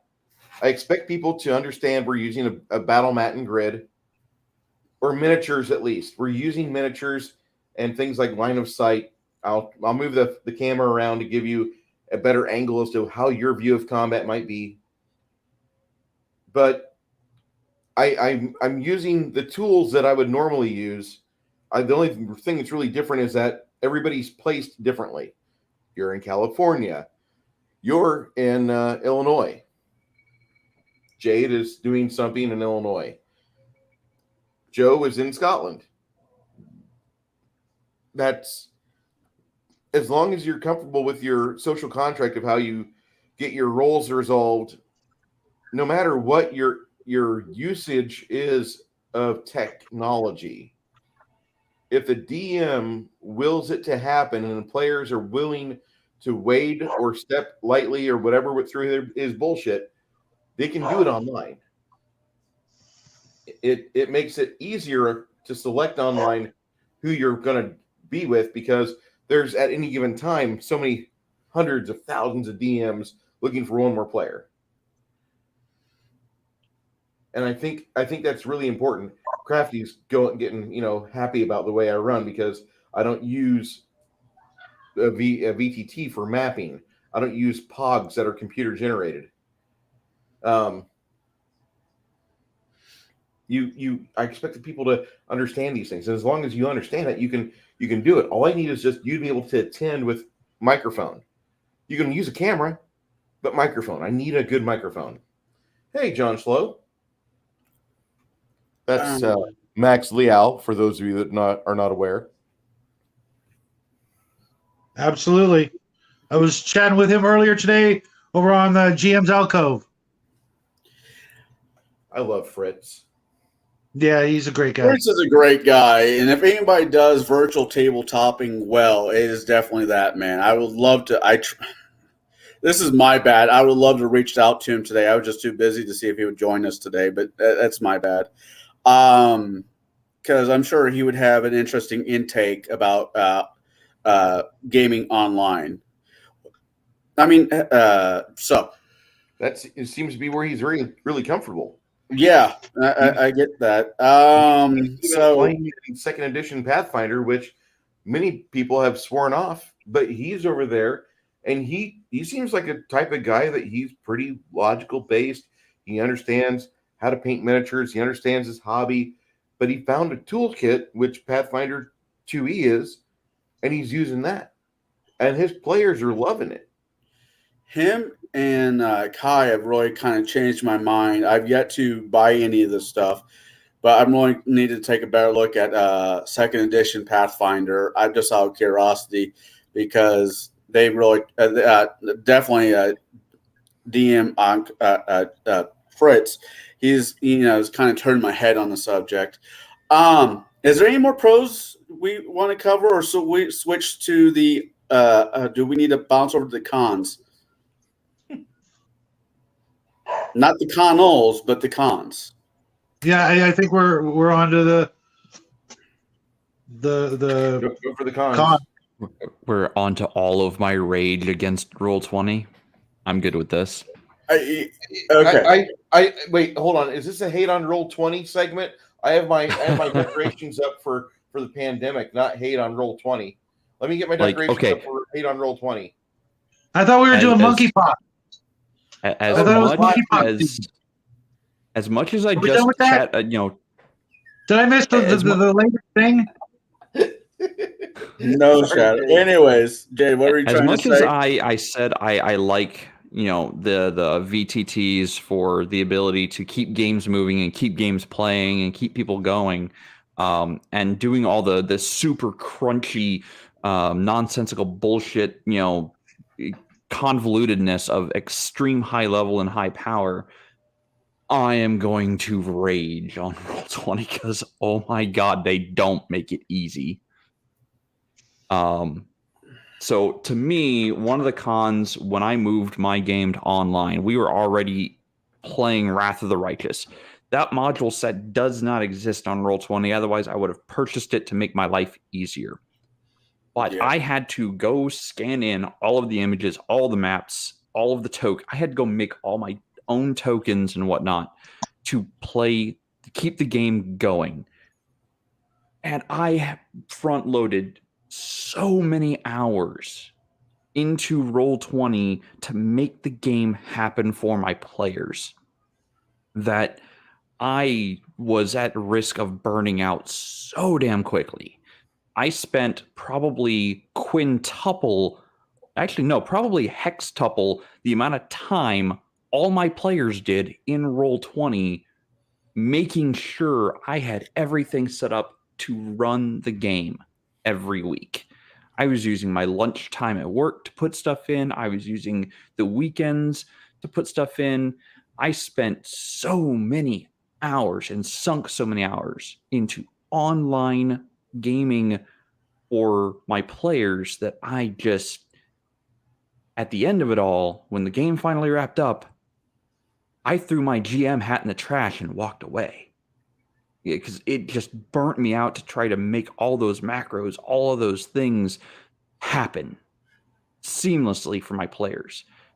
Like, I didn't want them to have to do extra additional homework or work or having to figure out Boolean math, for fuck's sake, to be able to continue to play the game. I went and learned all of that. And I, at the end of it, hated every minute of prep because of it. Sorry, soapbox. I'm going to step off my soapbox now. Yeah, I guess I'll jump on. I want to ask you, stay on your soapbox for a minute, Jade. Okay. How many hours a week did you put in? Oh my god. Let's see here. 1 hour of lunchtime every day for the week, plus I want to say on the weekends I was putting in 7 to 8 hours in the office on Roll20 on Saturdays, maybe 2 hours on Sundays. So I was putting in probably close to 15 to 20 hours into Roll20. Now, can I play devil's advocate really, really quick, Bruce? Well, I would like Bruce to get to the point of his Okay, question because he asked me how long I spent doing that. On that soapbox here, you put in 20 hours a week, not including behind the shield of the DM screen, running the game. The game, I would only run the game for 4 hours on a Tuesday. Yeah. 4 hours. Yeah. I put in about between 10 to 20 hours, making sure everything was set up in the background. All of the monsters, cheats, everything. I would Yeah, toss I would like seriously. You have you ever watched a stream that I do? Yeah, I have. Okay. I didn't have the cameras. I didn't have up until starting to stream with you guys. I didn't have a webcam at all. Okay. I just didn't. I also didn't have a decent ass microphone. I had a gaming headset, and that was it, which broke halfway through, I think, one of the sessions, which really pissed me off. These little shits are so affordable. Yeah. I mean, at the time though, I didn't have the wherewithal to just go get one, and I couldn't buy one in 2020. Yeah, you had other stuff going on. Yeah. No, I was just gonna say because, like, with my game, all my prep is basically read rules, get characters set up for NPC work, and I spend 2 hours of prep a week for 4 hours of prep before game, and I run a 10-hour slot. And I I wish that's the way it turned out for me. We did what, one Super Saturday, just like catch up. Yeah, we did one super session of 12 hours to push through content, and we didn't even get through half of what I was actually hoping we would get through. And I mean, just the sheer amount of work and time I did to keep my players seamlessly transitioned into the game with no, lag between real, gaming in person and gaming online. It just took so much time and effort to do. No offense, that I sounds don't like almost think a waste. Yeah, I do not believe I could ever do that again. No, And that's why I'm considering Owlbear Rodeo versus Roll20, because to hell with the advanced lighting, to hell with Fog of War, to hell with it's the super crunchy bullshit that I never want to have to deal with again. Which is why I'm also jumping ship from Pathfinder and D&D altogether. I do not want to get into a game that gets that unbearably crunchy ever no. again. I want to play devil's advocate really quick here, Jade, mainly because I've lived with you and I know you as a person. And this is not a attack. This is just me playing devil's advocate, if you don't mind. Sure. When you run your own world, Yeah. especially when we're living back at the apartment, you would spend, I don't know how many hours, but I know there was hours of drawing and research and everything else you put into that game for your game to work. I don't know if you put more time or less time with Roll20, but I do know if you were getting paid per hour to run, you would be making a decent paycheck back in the day. Yeah, well, see, here's the difference. Here's the difference, Connell. The game I was running for online was a fucking module. Oh, I know. I agree. I agree with everything you just said. I was putting 10, 15, 20 hours per week into pre-written material. I was uploading it and front-loading it into Roll20 because it didn't exist on Roll20 yet. Well, that's not it. For me to spend 5, 6, maybe 7 hours on a homebrewed world per week, you know what that does for me? That builds my lore. That builds my world. Because I am a world builder. Right. Actually, I shouldn't say I'm a world builder. I'm a multiverse builder. I build not just worlds. I build entire star systems, galactic clusters. That's what I enjoy doing. Right. And this was by no means. For my homebrew game, you're damn right. I'm going to spend 5, 6, 7 hours during a week planning and lore plotting and building. I should not have to do that for a module. See, I you know how much time it takes me to run this on Roll20? I had no idea. You bought the module on Roll20, right? Right, but I converted to 5e. Okay. So I'm just doing. I mean that's your own torture. So yeah, you chose that path. Right. But what I'm trying to say is, I probably have to put in See, the difference between Rise of the Runelord and Wrath of the Righteous was fucking mythic. That bullshit. God. I like the concept, but fuck, I hate Yeah, the crunch. it's fucking broken as hell. Anyways, it takes me about 5 hours to move the math around because DCs are a little bit different between the two systems. But I think if it's a module and you're able to get it on Roll20 or the other ones, I think it moves just a tad bit easier, unless you the game itself adds more crunch than it really fucking needs. The module adds more crunch. And oh yeah, no, building character sheets on fucking Roll20, go fucking jump off a bridge with Dan and his fucking family.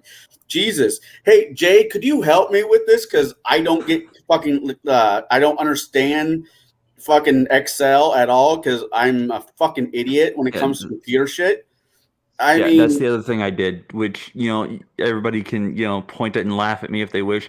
I actually collected my players' character sheets before they left during COVID. And I'm like, don't worry about your character. I will get it uploaded into Roll20. And I spent, I don't know how long, uploading literally everyone's characters, every minutia of detail of their character into the character sheets for Roll20. I did that just so we could continue playing with no problems. Demonetize, Crafty. I'm not getting paid for this to begin with. So would I ever play on Roll20 again? I would play. I don't think I'd ever run it ever again. I'd play on it, but it would only be it would be under very circumstances. No, and I guess my thing is my cons of YouTube. I mean, playing online it's really simple.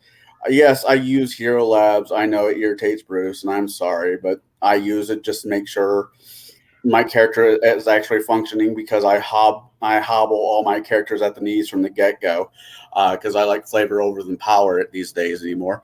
But man, you guys go through a lot of work. I miss hanging out with people. Real people. I'm not saying the people on the other side of the screen are not real people, but they're it's not the same. It's like going into a bar and you're not, when you go into a bar, and this is going to be a really weird example, but deal with it. When you go into a bar, you expect to smell three things: stale beer, bad perfume, and stale cigarettes. Once you go, nowadays here in Illinois, if you go into the bar, you smell three things: BO, stale beer, and bad perfume. I miss my cigarette smell or the tobacco smell. And with people, it's not exactly the same, but it is the same. There's an element that's missing. Mm-hmm. Sure. And you just don't get that. God, do you not get that when you play online?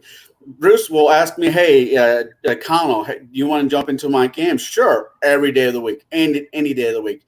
Jade, when he gets his up and going, and if he invites me to learn a new system, I would fucking say yes. Shadow, when you get yours up and going, even if you run second edition or whatever, I will say yes. Or whatever, Crafty, or whenever Max get his going, I will learn Earth Dawn. Just to play with people because I like hanging out with people. If this is the only way I get to hang out with people, my life sucks. But I will deal with it because I'd rather be with people. I'd rather be sitting in somebody's backyard, drinking beer, playing three Dragon Annie, Liar's Dice, D&D, Pathfinder, what the fuck ever, than sitting at home staring at the wall because I'm waiting for somebody to do their fucking turn. I mean, an aspect of RPG is community. There's no community in fucking online. It's just some guy pushing buttons on the other side of the screen. Crafty is right. It is playing a fucking video game on the other side of the screen. I enjoy the game. I enjoy the people. I put up with it. I don't know. Crafty's game was for me. It was one of the This is not slam. But the character sheet that I just fucking showed you guys for one of my 5e games. All I do is click a button. Now, if I'm ever dumb enough to play a wizard, because fuck wizards, and sorcerers or anybody with fucking spells, because I don't have the headspace for that kind of paperwork. I will use the button. I will play that video game. I didn't have access to anything online other than the equivalent of the 4 or 5 images, and almost every player in Crafty's game, it was just an icon that would, pulse when somebody talked, so I would know who was talking. I couldn't see any maps. I couldn't see anything but my previously open tabs on the top of my tablet here, and there was almost no need to look at my tablet. I was just listening to what Crafty and the other players were saying. They all had access to whatever system he was using, but for me, it was completely an audio experience. I didn't have anything to look at but my own dice when it was my opportunity to roll dice. It was, kind of like playing on the phone, to be, for lack of a better comparison. And I'd rather be in situations like that than not at all. And I think, for me at least, I'm getting exposure to, I'm not going to say you guys are better than me, because that'll never happen, because no one's better than me, because I can learn from all of you guys. I swear to God, I hear Mar-a-Lago coming out of you when you talk sometimes. Okay. There's nobody better than me right now. I'm the best there ever will be. I didn't say I was the best. I just said nobody's better than me. It's a big difference. Isn't that a song from Chicago? You're the best, from Karate Kid back in the day, but that's besides the point. But it seems we all actually have access to a better class of gamer now through the online situation. So, maybe, that's over in the pro column, but I don't know. I mean, you guys do a lot of work. When I prepare for a game, you guys, you're never going to get to see that, but my notebooks, but you guys really overcomplicate things. That's what's so cool about sandboxes. Is you can improvise literally anything and everything at the drop of a hat. Someone posted the other day the tip from a 5-year-old for Dungeon Masters. You have a screen up so you can hide the fact that you have no notes. That's me to a T. I don't need notes. I literally don't need them. If all I had was one 20-sided die to my name and access to players, I would give them a run for their money every time we played. And I don't need books anymore. I don't need any of this crap. I can literally make it all up. You guys are putting yourself through so much work, when the most fun I've had as a game master has been recently realizing that I don't need any of this stuff. If it all went up in smoke, I could just get a coin, like I was telling Shauna the other day. Role-playing games in the future, you're going to get a 2-sided die. It's going to be a coin, yes or no, for everything. And that's all you need. It's just yes or no. The actual odds, who gives a shit? It's yes or no. It really is. If that's what you were doing behind your screen, yes or no, with a coin, would they ever notice the difference? Are they going to keep track of how many times they hit, how many times they miss, or the monsters or whatever? If all you ever used was a nickel. Depends on your Lighten player. your guys' loads, man. I literally I make 3 lists for a game: monsters, treasures, and I can't even remember the other one now. And that's about it. Everything else, where are you guys going? What do you want to do? Oh, you want to go over there? Okay. I explain, describe, and let them react and repeat. It's really, I don't know, man. I couldn't do it. I couldn't run somebody else's module. I'd look at it and go, "This is shit. I can do better." I probably couldn't, but I'd still say that. We got about 7 minutes left before we hit the 2-hour mark. I think we nailed most of the cons on it and pros. There's one left. I realize Bruce touched on it, but cheating. It never occurred to me that would even be a thing.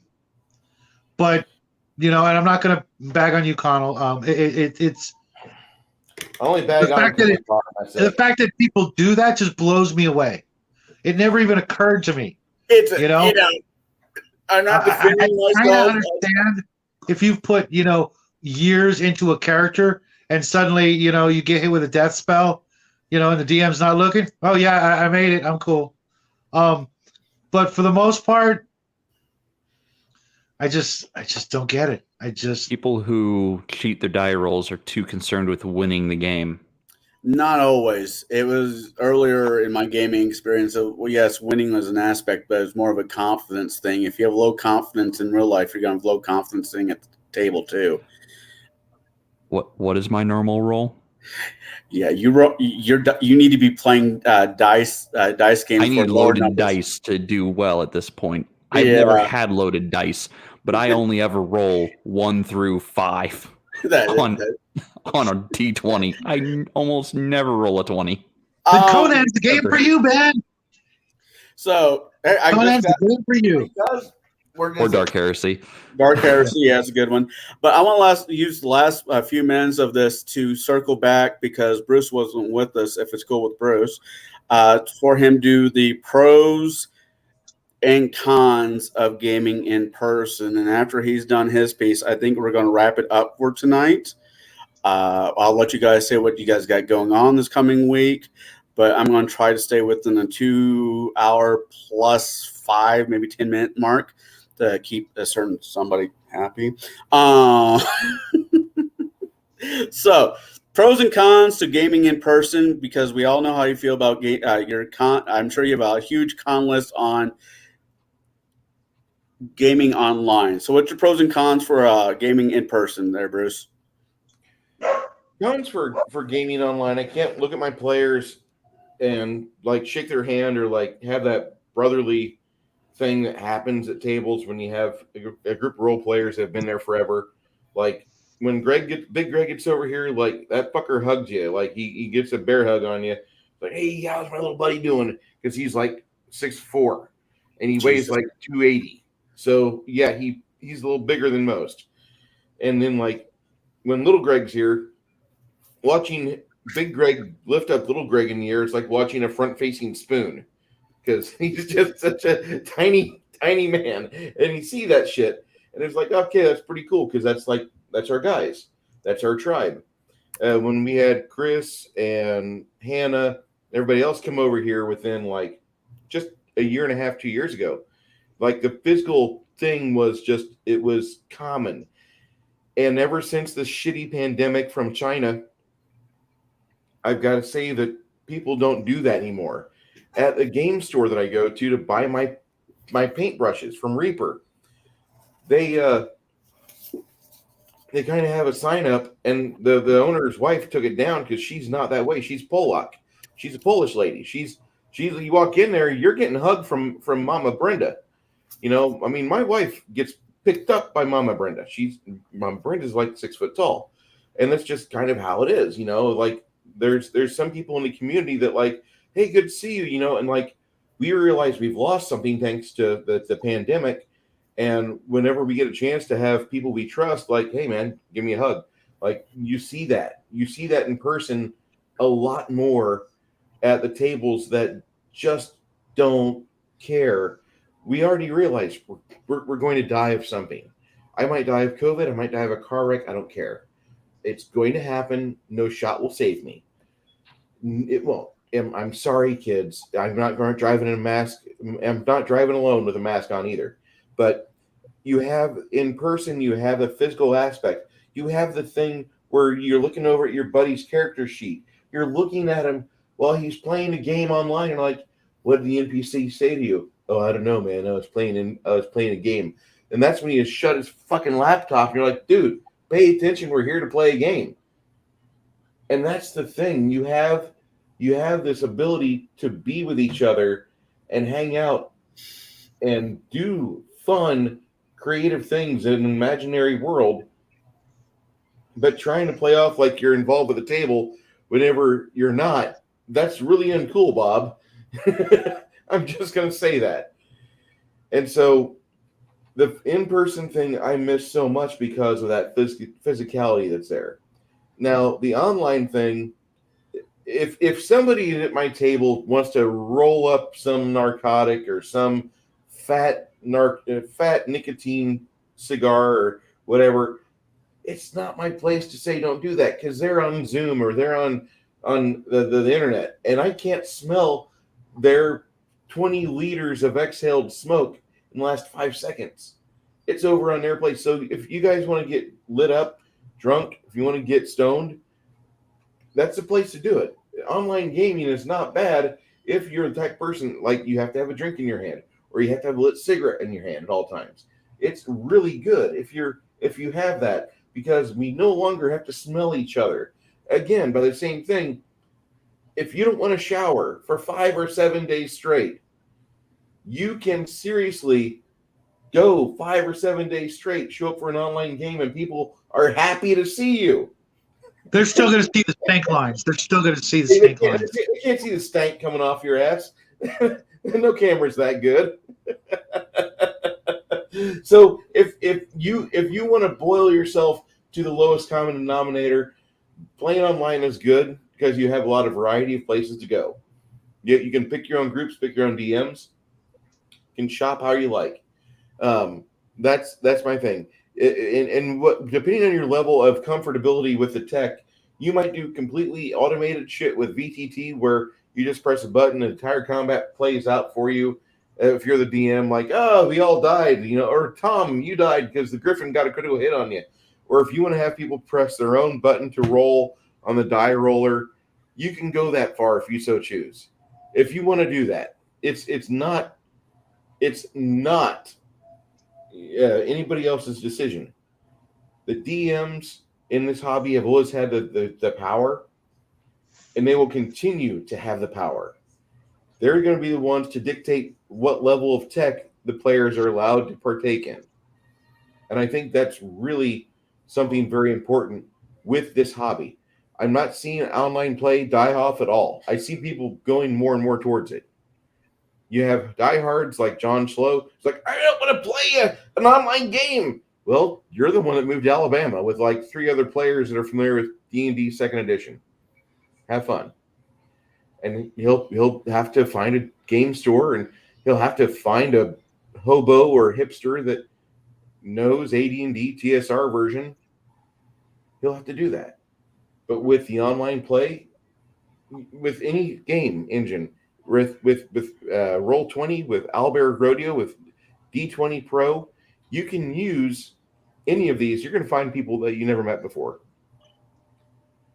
So I'm just saying that I don't care if I do in person or online. I just want to play. And maybe I'm the worst apologist of them all. No. All right. Well, we've definitely hit the 2-hour mark. I want to thank the panelists for coming on tonight and talking about this topic. I don't know what next week's topic is. But we'll figure it out and we'll let everybody know. We'll start with Shadow. What do you got going on this week? Tomorrow we have a craft video, and I'll be hanging out with you guys for Table Breakers. Yay! And then, so tomorrow's going to be a pretty busy day for me because I also need to. Well, I might do another test stream tonight. The first one seemed to work out, and I need more practice doing that. So I may do one actually tonight after I have a smoke break, just to shoot the shit if anybody wants to.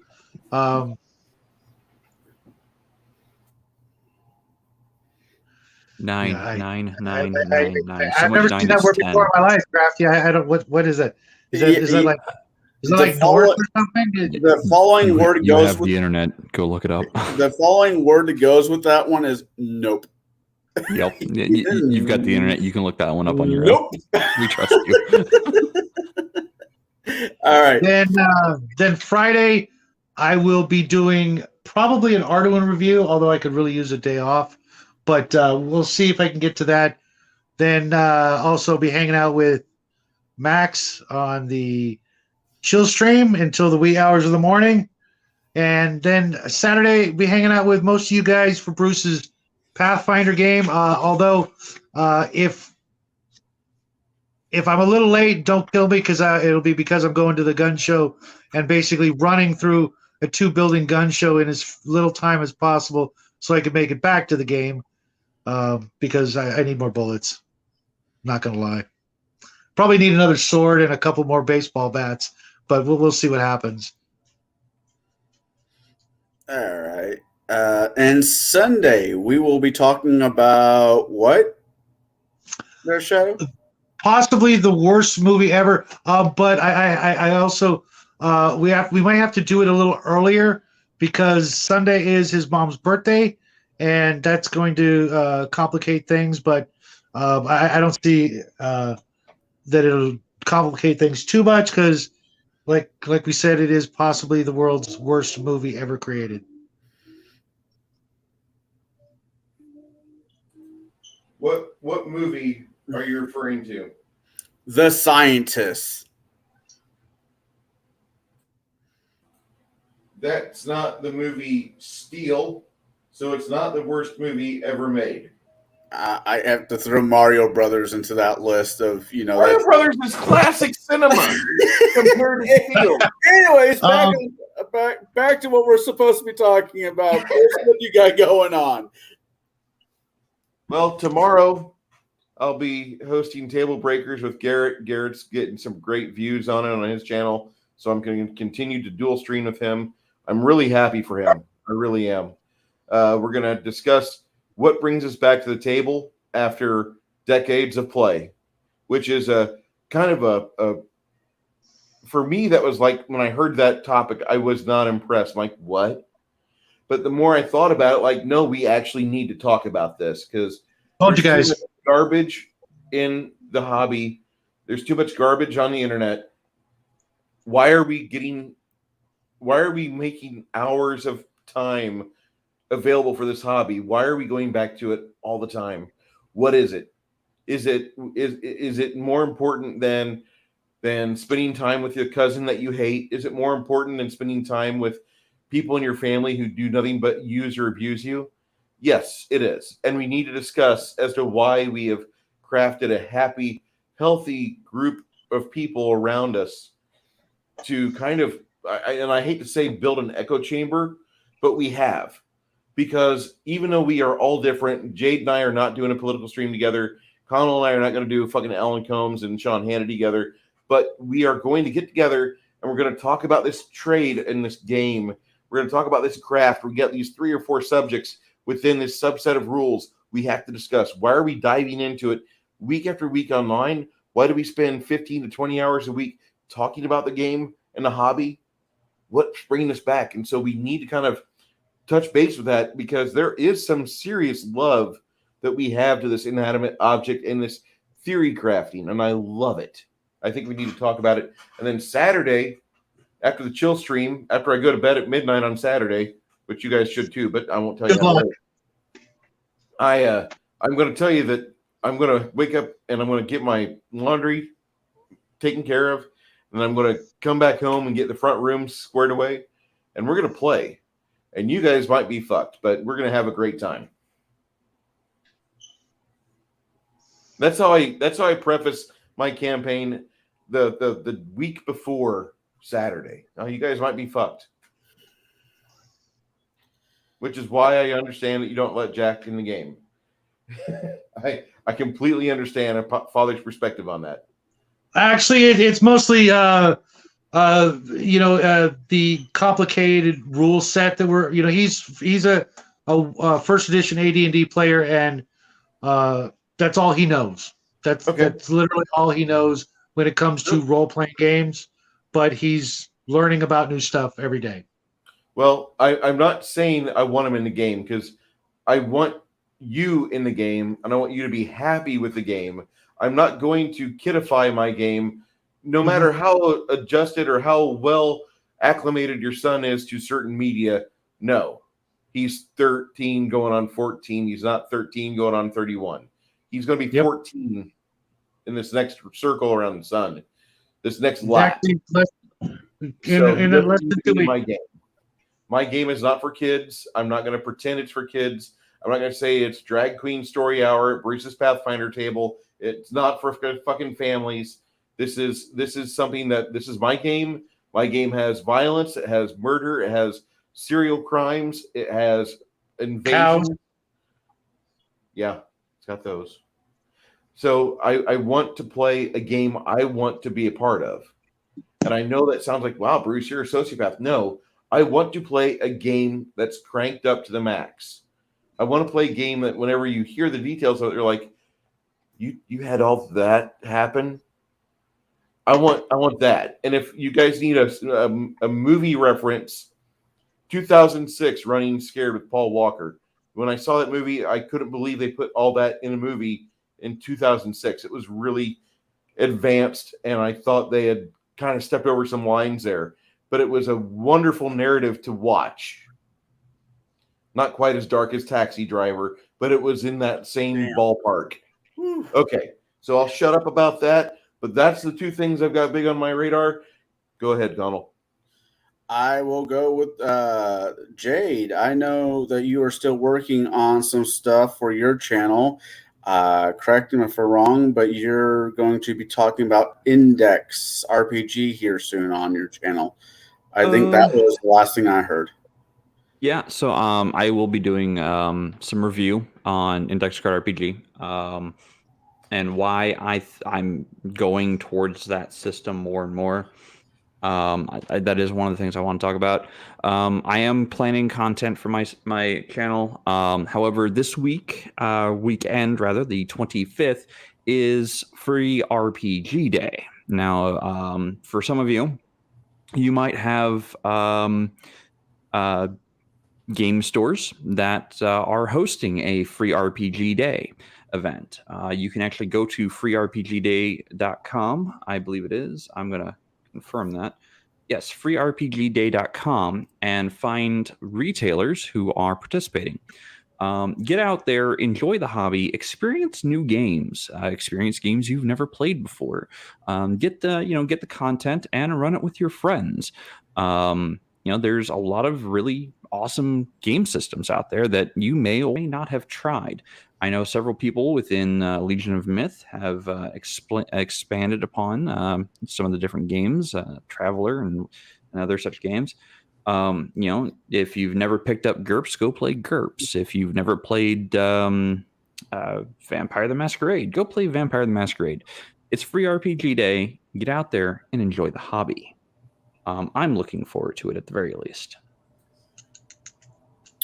All right, I guess I get to go next. My schedule as of right now is being on Table Breakers tomorrow and talking about what brings you back to the table. I'll most likely, depends on how Max's chill stream goes, I might just be a watcher, then jumping in. I don't quite know yet. Saturday, I have Bruce's campaign. And Sunday, depends on how I can make it work, I will have doing a thing with Shadow Sons talking about The Scientist, another fucking zombie movie. And later that evening, if I can make it work, I will be doing a part B of talking to my friend Derek, who is a vet from the armed service, about RPGing and what it means to him as a hobby, and him being an event here pretty soon.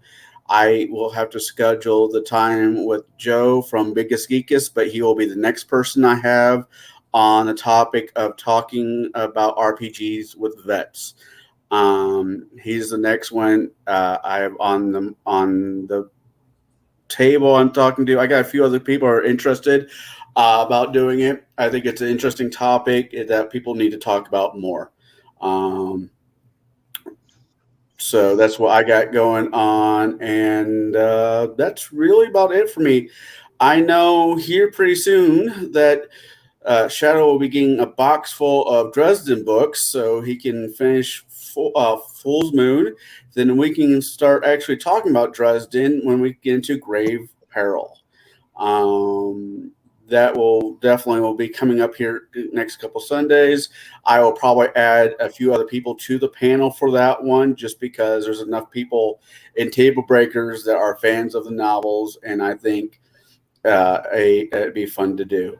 Other than that, that's what I got going on. I hope you all have a good evening. I know we ran a little bit over 2 hours, but this topic was also worth talking about because online gaming is not going anywhere.